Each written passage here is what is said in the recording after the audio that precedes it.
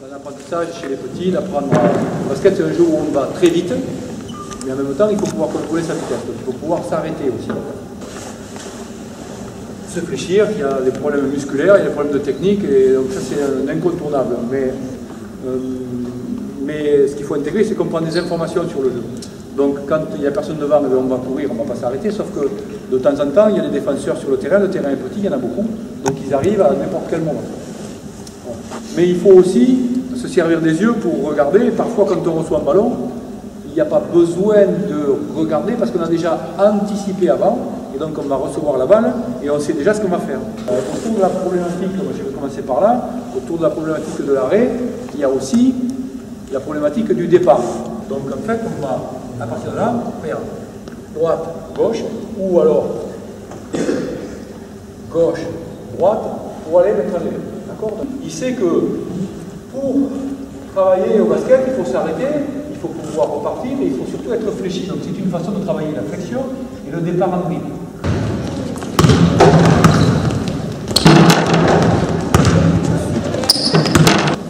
Ici, droite, gauche, mais pas comme moi, on est fléchi et on va essayer d'aller loin. Et on va lancer la balle devant, comme si on voulait la protéger, pour s'aider avec le corps. Lancer la balle devant, poser ses appuis et placer son pied. Après, ouais. C'est mieux. Allez, au lieu d'aller comme ça à droite en faisant droite, gauche, on va faire la même chose, on va faire droite, gauche, mais on va revenir à l'intérieur. Droite, gauche, et venir tirer ici, par l'intérieur. Mais d'essayer, sur votre deuxième appui, au lieu de lâcher la balle ici, de venir lâcher la balle ici, là, avec la tâche avec la main. Donc on se met sur la main, on est très réfléchi, on va continuer. Parfait. Ici, visiblement, le premier passage, c'était très bien ce qu'elles ont fait, mais elles étaient un peu loin. Donc il suffit de se rapprocher un peu du cercle pour pouvoir se mettre en situation de réussir, parce qu'elles ont besoin pour apprendre de réussir. C'est que si vous voulez déborder votre adversaire, il va falloir recevoir la balle très fléchie, pas pour faire plaisir à l'entraîneur, parce que quand vous êtes fléchi, vous pouvez exercer des poussées directes. Quand vous êtes debout, vous ne pouvez pas. Vous êtes obligé de fléchir pour pousser. Donc c'est pour ça qu'il est important d'être fléchi. C'est pour ça que je voulais commencer par là. Donc on va sortir, recevoir la balle, et l'idée c'est de, aller vite, et de se placer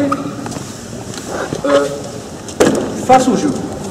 Pas pour attaquer le panier, pour voir s'il est possible d'attaquer le panier, s'il n'est pas plus intéressant de passer la balle, ou peut-être s'il faut partir. Donc pour prendre des informations. Quand on reçoit la balle et qu'on est comme ça, on ne voit pas le jeu. Donc on ne peut pas décider. L'idée c'est de s'ouvrir pour voir le jeu. Donc après ça pose un problème d'organisation des appuis, de technique des appuis. Moi ce que je vais vous demander, c'est quand vous allez sortir ici, vous allez sortir toujours vers la balle, et de sortir dans une position où on va aller rencontrer la balle. Ce n'est pas la balle que le verre, c'est quand on saute vers la balle. Et ça pose un problème, ça pose un problème physique, parce que si je ne suis pas fléchi, je vais perdre mon équilibre et je vais marcher. Donc il faut être fléchi et pouvoir recevoir la balle à peu près à cette position. Fléchi, comme repère parallèle à une touche.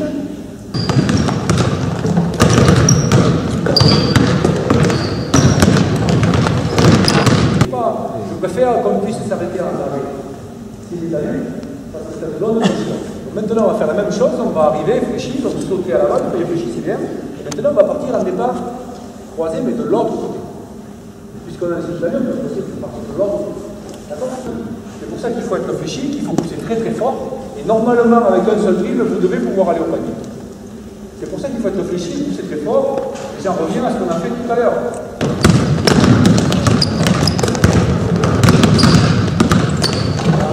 L'entraîneur, il a dit d'abord on s'arrête, on regarde et on part en croisé. Et certains ont pris les jouets, on va voir après que c'est quelque chose qu'on peut faire. On peut ne pas s'arrêter, mais il faut avoir vu avant. Donc quand je me démarque ici, je sors pour aller chercher la balle, je n'ai pas besoin de regarder ce que je vais. Mais je sais déjà ce qui se passe dans le jeu, donc je sais si je peux, si j'ai un espace ouvert ou pas. D'accord ? Mais moi ce que je vous demande, c'est de vous arrêter, de regarder et après d'attaquer. Allez, go. Fort, vous devez attaquer par le milieu. vous allez voir après, je vais vous dire que le milieu, c'est un endroit stratégique très important à aller chercher. Si j'ai le choix entre les deux, parfois je n'ai pas le choix, c'est mieux d'aller là. Mais si j'ai le choix entre les deux, c'est mieux de prendre ça. Pourquoi c'est mieux de prendre ça? Est-ce que vous savez pourquoi? Parce qu'on a plus de solutions, parce qu'on a toutes les solutions. Donc maintenant, vous allez pivoter et tirer. On peut engager, se rapprocher du cercle, ou on peut effacer, s'écarter du cercle. D'accord? Peu importe. Il y en a un signal, on a le choix. Donc faites ce que vous voulez, à droite et à gauche. On se voit, regardez.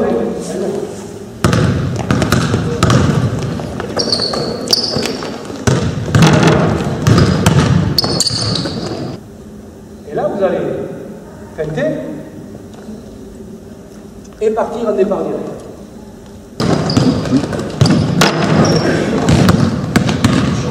Feinte, tu sors vite. C'est ça, allez.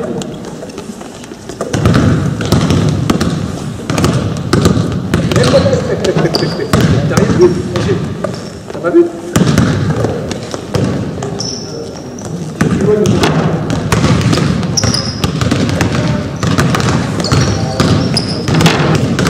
Vous avez compris qu'on pouvait sortir, recevoir, partir d'un côté, partir de l'autre. Il faut être apte à partir à gauche, à droite, ça marchait.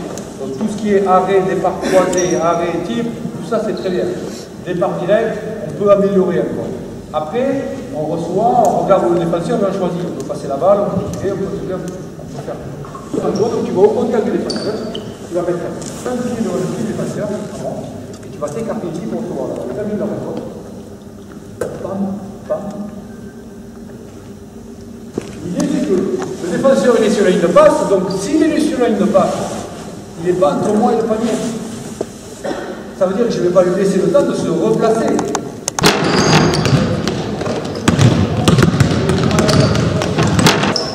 Mais on peut aussi faire la même chose dans ce sens. Donc faire le contraire de ce que vos entraîneurs vous enseignent. C'est-à-dire l'idée, c'est de jeter la balle dans le trou, parce que le défenseur est sur la ligne de passe, donc j'ai de la place pour lancer la balle devant. L'idée, c'est de vite lancer la balle devant du courir derrière. Contact, tire, et j'attends. Ok, très bien. Quelle est la différence entre ça et ça? Quelle est la différence? Il y a une situation où je protège plus ma balle. Je la prends ici, je la passe là-bas, et je la dribble là-bas sur le côté. Je la protège plus. Et plus là, je protège plus. Mais si le défenseur n'est pas très agressif sur ma balle, je peux jeter la balle devant, je la protège moins, mais je vais plus vite et plus loin. Donc ce que je vous demandais, c'est de jeter la balle à partir de là vers la balle.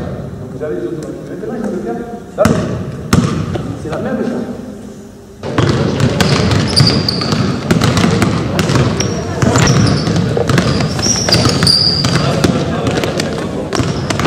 Et là, je tire, et après j'attaque. Et là, je tire, et après j'attaque. Très bien. Elle est loin, je tire. Elle est près, j'attaque. Donc on n'est pas dans prendre, peiner, dribbler, revenir en arrière, etc. Loin, je tire, deux, j'attaque. Ici, j'attaque fort. Je peux attaquer, elle est devant moi. D'accord? Elle est devant moi d'un côté. Si elle est devant moi d'un côté, je vais de l'autre. Mais je vais vite au panier. C'est soit je tire, soit je vais vite au panier. Allez. Tu vas venir sur des déplacements, ce qu'on appelle des pas de replacement. Tu vas te replacer. Donc en fait, tu te replaces, tu ajustes ta position, tu ne cours pas sur le terrain. Et tu vas recevoir la balle. Et dans ce cas de figure-là, on va te demander de prendre, de jouer sans t'arrêter. Donc on va vous demander de prendre la balle en mouvement, de ne pas vous arrêter, de poser vos appuis et en même temps d'enchaîner. Donc c'est un replacement, on est dans l'idée de regarder le jeu, on se replace, on n'est pas chassé. Et quand la balle arrive, j'y rentre dedans et j'avance vers le cercle. On se déplace et on va au panier avant d'avoir la balle. Parce que dans le jeu, il y a un défenseur devant. Donc on va vers la balle. La balle elle est là, donc je viens vers là. Je viens vers là. Je viens vers la balle. C'est quand j'ai la balle que je vais au panier. Vous ne faites pas ça. Vous venez ici et vous coupez au panier et il se trouve qu'il y a un défenseur qu'on va mettre après. Hein?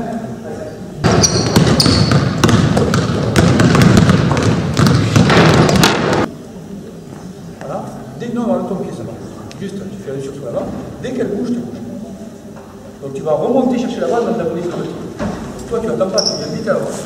Et à partir de là, on joue un contre. C'est le même principe. Je reçois, je tire, Je reçois, je m'arrête, je regarde, je reçois, j'enchaîne. Et bon.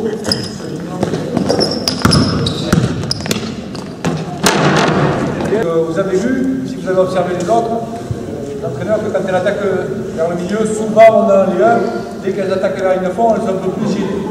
Ça peut arriver d'être gêné par le milieu. Quand j'attaque par le milieu, je peux attaquer et être défendu. Qu'est-ce que je fais? J'attaque par le milieu. J'ai bien. J'ai pas réussi à me passer, il y a un contact. Qu'est-ce que je fais? Je m'arrête? Pourquoi? Pour tirer? Possible, mais moi je veux m'approcher. Si j'avais voulu tirer, je voudrais tirer là. Donc si tu fermes l'accès au panier là, peut-être que je peux changer de main et aller de l'autre côté. Je veux vraiment avancer fort. Allez. Je demande sur les deux, le droit, et face à moi. J'attaque le milieu, parce que moi, je cours par le milieu, comme j'ai déjà dit, et lui vient vers là. Donc à tous les coups, il sera en retard. Soit quand il vient vers moi, mais plutôt, parce que vos entraîneurs, normalement, doivent pouvoir vous dire ferme le milieu. Donc la position défensive, elle est plus là. Alors dans ce cas de milieu, on attaque l'autre côté.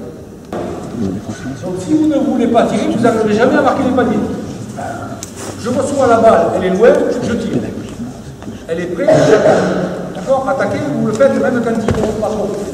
Et là, comme elle est maligne, elle s'est dit, j'ai pas envie de tirer, mais je vais lui faire croire en bleu. Donc elle reçoit, elle fait une feinte de tir, feinte de tête, le défenseur se rapproche et on réattaque. Dès qu'on met la compétition, on pense plus pareil. On pense plus pareil. D'accord? Donc on prend moins de risques et on tire plus, etc. Et deuxième chose qui est intéressante dans ce type d'exercice, c'est d'apprendre à connaître les qualités de nos adversaires. Par exemple, si je passe une demoiselle comme exemple, si j'ai à défendre sur elle, qu'est-ce que je vais faire? Non, je ne vais pas l'orienter. Je vais rester loin. Pourquoi? Parce qu'elle ne veut pas tirer. Mais par contre, comme elle est maligne, elle va feinter. Et je le sais qu'elle va feinter. Elle vient de le faire. Donc je ne vais pas bouger. Si toi, par exemple, c'est le contraire. Toi, tu tires beaucoup et tu es très fort, par exemple. Je ne peux pas. Je ne peux pas. Si je défends sur toi, je vais faire quoi? Et je vais venir très près. Si toi, par exemple, tu es gauchère, peut-être que tu es droitière, hein? Mais si tu es gauchère, pour mon plaisir, qu'est-ce que je vais faire? Je vais fermer d'un côté, parce que chaque fois que j'ai joué contre toi, je me suis aperçu que tu partais toujours du côté gauche. D'accord? Donc il y a une dimension technique, il faut répéter, il faut prendre des risques, il faut tirer, parce que quand on tire, il n'y a pas une joueuse qui a joué en rebond. Mais quand on tire, un coup de peau, on peut peut-être marquer le panier, un coup de peau, on ne sait jamais. Et si je rate, il y a des gens qui sont au rebond qui peuvent prendre le rebond et la marquer derrière. C'est le jeu. Ceux qui sont là-bas, ils doivent aller au rebond et prendre la balle dessous. D'accord? Ça, c'est la règle numéro 1. Et après, en fonction des éléments que je vous ai donnés, il faut prendre des initiatives. Et c'est intelligent après l'entraînement de savoir que elle ne peut pas tirer, qu'elle veut partir de gauche, qu'elle veut tirer à droite. Et donc, vous allez développer des comportements intelligents en attaque et en défense pour devenir meilleur. D'accord? Quand vous demandez d'être face au panier, les joueurs font ça. Mais on n'est pas une discipline qui est proche de la danse classique. Nous, on veut rester au sol, fort. Donc l'objectif, c'est d'aller vite et de rester au sol pour juste voir le jeu. Là, ça suffit. Je vois tout ce qui se passe ici.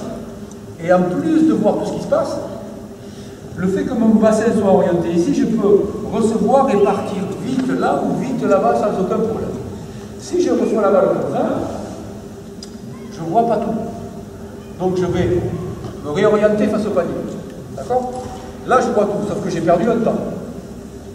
Et dans cette position-là, ici, je peux prendre et jouer, prendre et jeter la balle, prendre et partir, prendre et enchaîner de la même façon. Mais je n'ai pas parlé du jeu de feinte. Je peux éventuellement recevoir, feinter ici et revenir dans le tir. Ou feinter ici sur l'arrêt et repartir là-bas. On peut faire d'autres choses aussi. Voilà.